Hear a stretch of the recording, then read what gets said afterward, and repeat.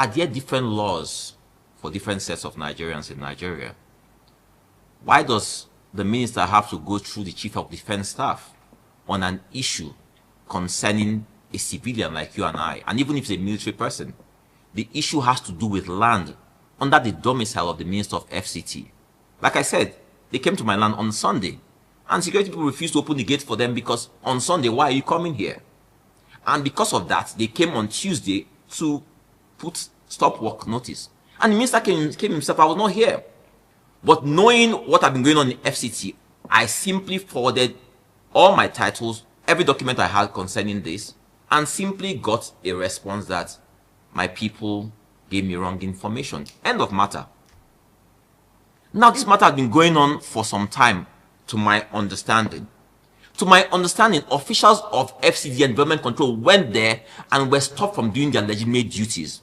Now, if you were the one in question, and they came to your place, and you stopped them, within an hour, probably bulldozers will be there, and they will demolish your property, they do all sorts of things within their capacity.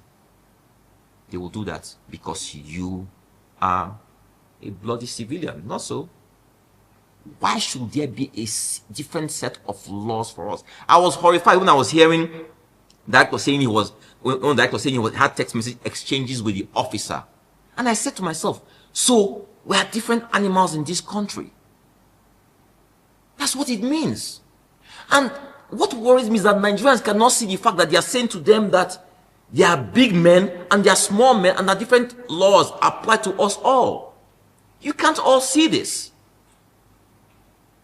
That's my worry. That is about the person of Wike himself as against the fact that your laws, your constitution have been trampled upon. It's happened to me and I reacted because I said, I don't want to wait for anything to happen. Let me send my documents. I don't know what he's acting upon. No words, nothing was exchanged. I didn't call the minister. I have no relationship with him, so to say. So I just made sure he had my documents. So if he's acting on anything, let him see my documents.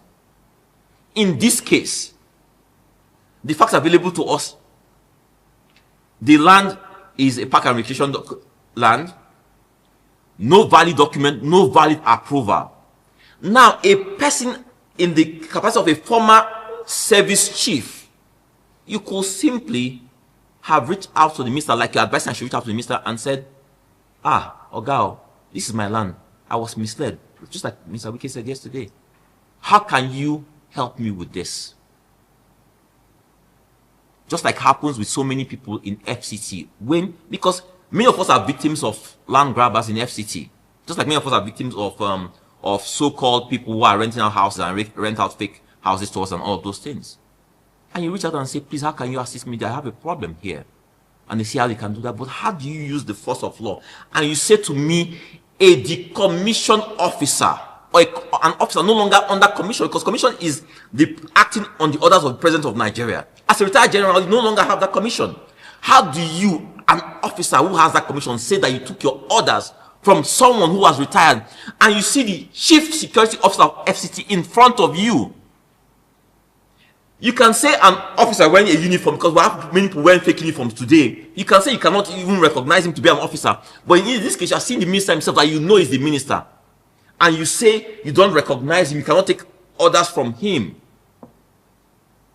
I know in FCT you have State Security Council, where you have an army commandant, where you have the DSS, state commander of DSS, you have the police commissioner and all those things. So they have that meeting because they recognize Wike as the chief security officer of FCT.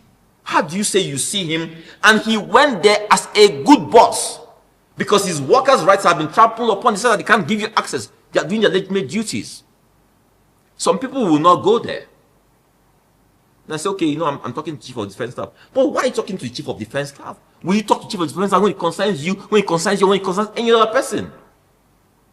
It's about laws. So, those of us who are commoners, common men, the law is what equates all of us in this country called Nigeria. And we cannot accept a situation where the law is trampled upon. That's what worries me. That's what sickens me when I see the social media reaction. Wicked is wicked. It's not about Wike. Wike can be termed a bully, you can say Wike is garrulous, whatever you want to say about Wike, but Wike is acting in the capacity of the Minister of FCT.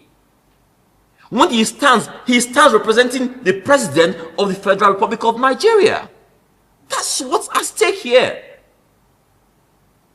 Now, ask a valid question. If it was another minister, would the reaction have been the same? 2 days before this, the media, you all reported that in Anambra State, soldiers shot policemen coming from election duties. Where is this moral indignation from Nigerians? The same Minister of Defense who spoke to criticize his colleague, where is his statement? I don't know Nigerian public officials could react so fast to an issue. They are all releasing statements.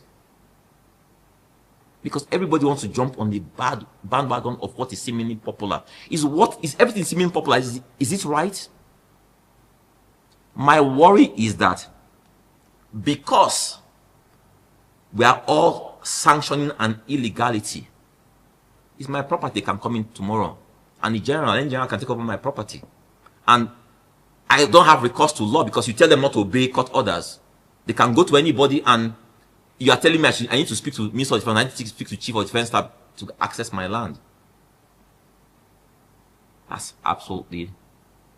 The issue is we need to go back to the drawing board. What's issue at stake?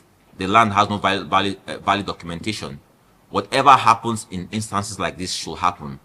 If the minister has discretion on what he chooses to do with the matter concerning the land, concerning the officer, what applies in situations like this under military law, under civilian law, whatever needs to happen should happen. But my warning to Nigerians is this: if you allow a situation like this, because you say you hate this minister, tomorrow you have sanctioned any amount of illegality by military officials, by military officers on civilians. You have sanctioned it. We are in a democracy, a civilian dispensation. Where does military law and rights end, and where does civilian authority begin in a democracy? We must be very, very clear about this. I'm happy to notice that today I also see that people like Falana, Agbakoba are all speaking up now, because everybody's wondering, what's going on here? We're all watching when people are celebrating something like this.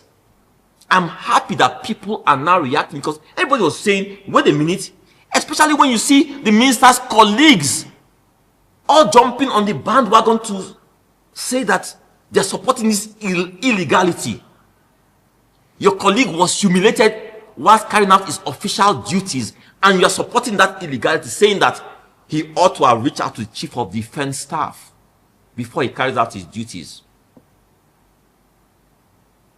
The reality for me is this: I, as Dumebi Kachiku, if I was the one in that office and I see all this rubbish going on and there's no official communication from my boss or the presidency on this matter, I would simply have resigned. It's not a do or die affair.